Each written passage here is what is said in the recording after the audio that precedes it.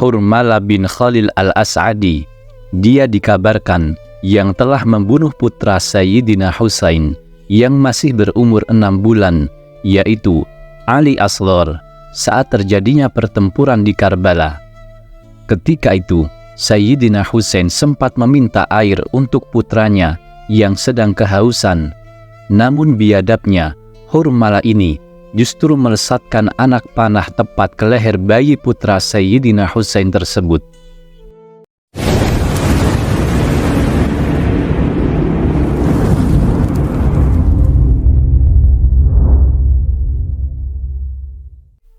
Assalamualaikum warahmatullahi wabarakatuh.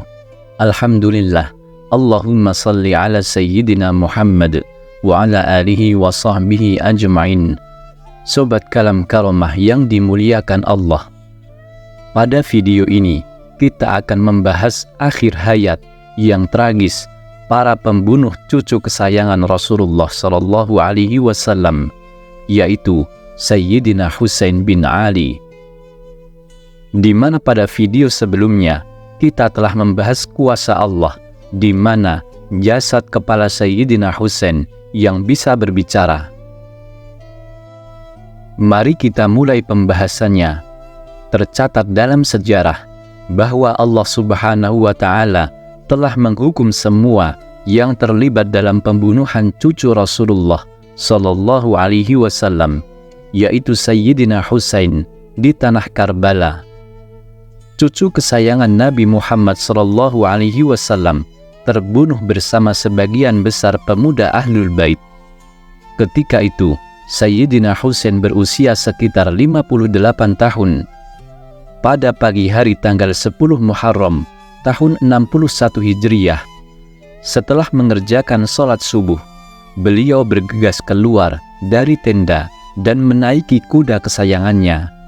Di atas kuda itulah Sayyidina Husain menatap pasukan yang tengah mengepungnya. Mengetahui keadaannya yang hendak dibunuh, Sayyidina Husain kemudian bernegosiasi dengan sekelompok pasukan itu dengan suara yang begitu indah dan menyentuh hati, yang pada intinya beliau meminta kepada para pasukan tersebut untuk menghentikan niat jahat mereka yang ingin membunuh dirinya. Namun hati mereka semua telah terkunci sehingga tidak mau sadar.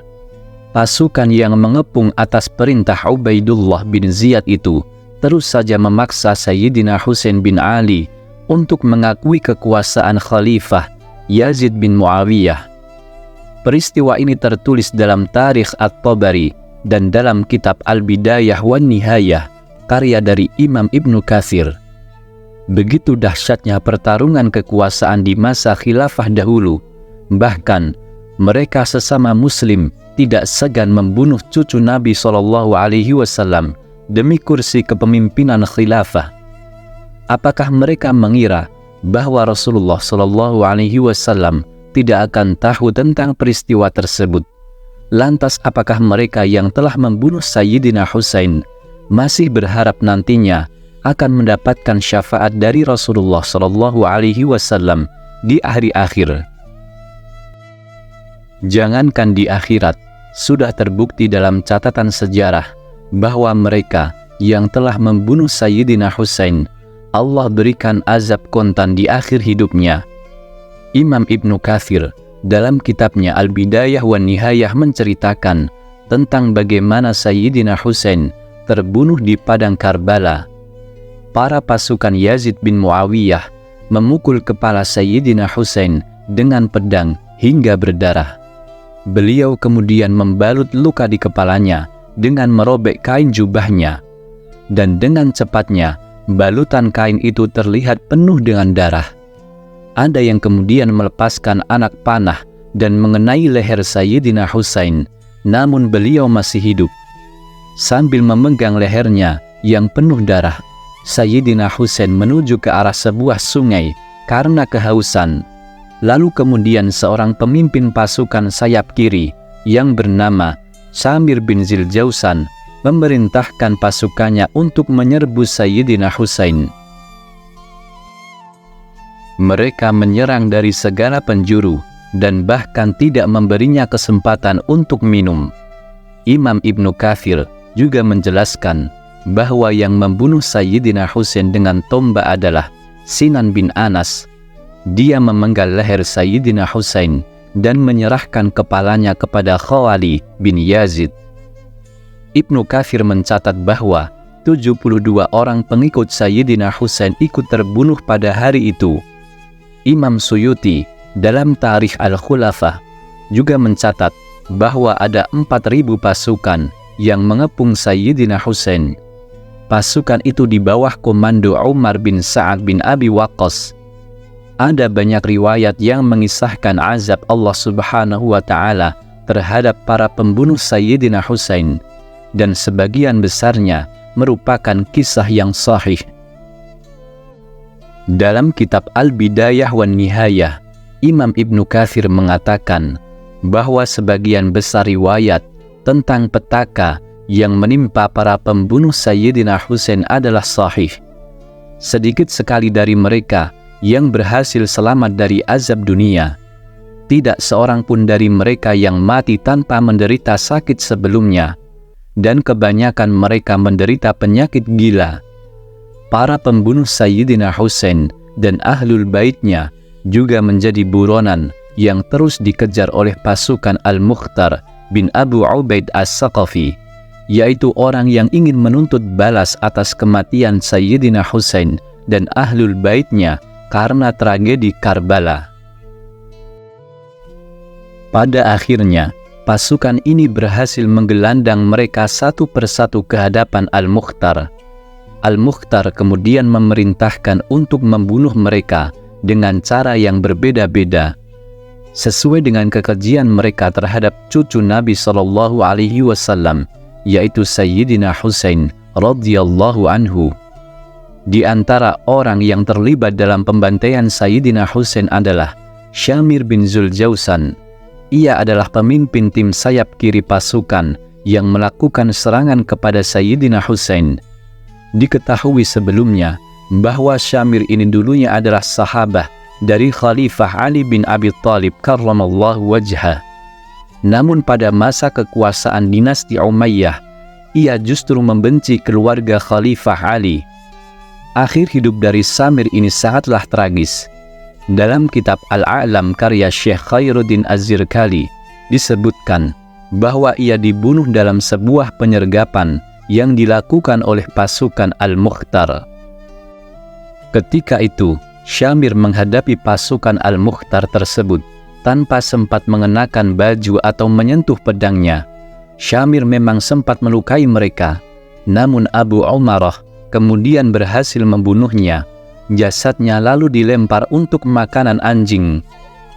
Tokoh kedua yang terlibat dalam pembantaian Sayyidina Husain adalah Khawli bin Yazid al-Asbahi. Diketahui, dulunya setelah kepala Sayyidina Husain dipenggal, ia lalu menyembunyikan kepala cucu Nabi SAW itu di kompor rumahnya. Kelakuan biadab ini kemudian mengantarkan dia ke dalam tragedi yang tragis. Dalam kitab Usdul Ghabah fi Ma'rifatis Sahabah karya Syekh Ibnu Athir, Ali bin Muhammad bin Abdul Karim Asy-Syaibani Al-Jazari disebutkan, Khawli bin Yazid mati setelah dibunuh oleh pasukan Al-Mukhtar Saqafi. Jasadnya kemudian dibakar di depan rumahnya sendiri. Pasukan Al-Mukhtar menghukumnya demikian karena dialah yang membawa kepala Sayyidina Husain. Sosok selanjutnya yang terlibat dalam pembunuhan Sayyidina Husain adalah Umar bin Sa'ad bin Abi Waqqas. Padahal sebenarnya ia adalah putra dari sahabat Nabi Muhammad SAW yang bernama Sa'ad bin Abi Waqqas. Beliau adalah salah satu sahabat Nabi yang dijamin oleh Rasulullah SAW menjadi ahli surga. Namun sayangnya, anaknya yang bernama Umar ini justru terlibat di dalam pembantaian cucu Nabi SAW. Ia adalah komandan pasukan yang membunuh Sayyidina Husain. Akhir hidup dari Umar ini juga sangat tragis. Ia mati dipenggal oleh Abu Amr, kaisar atas perintah dari Mukhtar Saqafi. Kepalanya lalu diberikan kepada Muhammad bin Hanafiyah. Tokoh selanjutnya yang ikut terlibat pembantaian tersebut adalah Sinan bin Anas. Setelah kekhalifahan Yazid bin Muawiyah runtuh, Sinan pun merasa ketakutan. Ia kemudian bersembunyi sebab banyak orang yang tahu bahwasannya dia juga terlibat dalam pembunuhan Sayyidina Husain.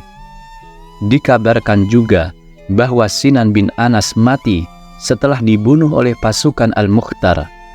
Ada juga yang mengatakan bahwa Sinan bin Anas mati ketika masa kepemerintahan Gubernur Hajjaj di Kufah. Tokoh selanjutnya yang terlibat dalam tragedi di Karbala adalah Ubaidillah bin Ziyad. Ketika itu, dia menjadi gubernur di Kufah.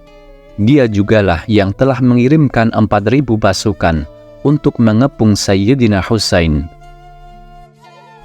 Karena itu, nasib akhir dari hidup Ubaidillah ini juga sangat tragis. Ia juga dipenggal oleh pasukan Al-Mukhtar hingga putus kepalanya. Dalam riwayat lain dikisahkan bahwa jenazah kepalanya ketika itu pernah dimasuki oleh ular. Ular itu tinggal di kepala Ubaidillah hingga beberapa saat kemudian keluar. Kemudian, sosok yang terlibat dalam tragedi Karbala selanjutnya adalah Hurmala bin Khalil al-As'adi. Dia dikabarkan yang telah membunuh putra Sayyidina Husain yang masih berumur 6 bulan, yaitu Ali Asghar, saat terjadinya pertempuran di Karbala.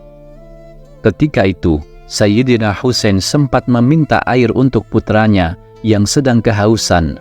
Namun biadabnya, Hurmala ini justru melesatkan anak panah tepat ke leher bayi putra Sayyidina Husain tersebut. Di akhir hidupnya, Hurmala bin Khalil ini juga mengalami kisah yang sangat tragis. Ia mati setelah dieksekusi oleh pasukan Al-Mukhtar. Adapun Hakim bin Tufail, orang yang telah memanah Sayyidina Husain, juga dibunuh oleh pasukan Al-Mukhtar. Menurut catatan Ibnu Khaldun, Al-Mukhtar terus mencari para pembunuh Sayyidina Husain. Setelah mendapatkan informasi tentang keberadaan Ubaidullah bin As'ad al-Juhani, Malik bin Nasir al-Kindi, dan Hamal bin Malik al-Muharibi, yaitu di wilayah Qadisiyah, dia langsung meringkus dan membunuh mereka. Dia juga menangkap Ziyad bin Malik ad-Dubai, Imran bin Khalid al-Asari, Abdurrahman bin Abu Haskah al-Bajali, dan Abdullah bin Qais al-Khawlani. Orang-orang inilah yang dahulu merampas bahan pewarna pakaian yang dibawa oleh Sayyidina Husain. Pasukan Al-Mukhtar lalu membunuh mereka semua. Ibnu Asakir dalam Tarikh Dimashqi menyebutkan bahwa ayahnya bercerita, dahulu kami para budak biasanya menjual pakaian di perkampungan Karbala. Suatu hari, kami bertemu dengan seorang laki-laki yang terlibat dalam pembunuhan Sayyidina Husain. Laki-laki itu berkata, "Wahai penduduk Kufah, kalian memang pendusta. Kalian bilang bahwa semua orang yang terlibat dalam pembunuhan Al-Husain telah dimatikan oleh Allah Subhanahu wa Ta'ala dalam kondisi su'ul khatimah atau terbunuh secara keji. Buktinya, aku masih hidup, padahal aku berada di tempat kematiannya ketika itu. Bahkan kini, aku mempunyai harta yang paling banyak di antara kalian." Mendengar hal tersebut, kami pun segera menyudahi makan kita. Ketika itu, lentera masih menyala. Pria itu kemudian beranjak untuk mematikan lentera tersebut. Ia berusaha mengeluarkan sumbu dengan jari tengahnya. Tetapi, tiba-tiba, api menyambar jarinya. Ia berusaha memadamkan api tersebut dengan meniupnya. Namun ketika jari itu didekatkan ke mulut, api itu justru menyambar janggutnya. Ia pun berlari ke kolam, lalu menceburkan diri ke dalamnya. Tetapi kulihat api itu tetap menyala di dalam air dan membakar tubuhnya hingga hangus. Masih dalam Tarikh Dimashqi, Al-Amasi mengatakan, "Aku mendengar kisah seorang laki-laki yang sengaja buang air besar di atas makam Sayyidina Husain bin Ali, maka Allah Subhanahu wa Ta'ala menimpakan penyakit gila, lepra, dan berbagai penyakit serta musibah kepada keluarganya. Sobat Kalam Karomah yang dimuliakan Allah, jadi itulah kisah tragis orang-orang yang terlibat dalam pembantaian cucu Nabi Muhammad SAW, Sayyidina Husain bin Ali bin Abi Thalib karramallahu wajhah, di padang Karbala. Betapa hinanya mereka di dunia, hidupnya tidak tenang dirundung kesalahan, dan berakhir dengan kematian yang tragis. Semoga kisah ini dapat memberikan manfaat. Wallahu a'lam bishawab. Wassalamualaikum warahmatullahi wabarakatuh.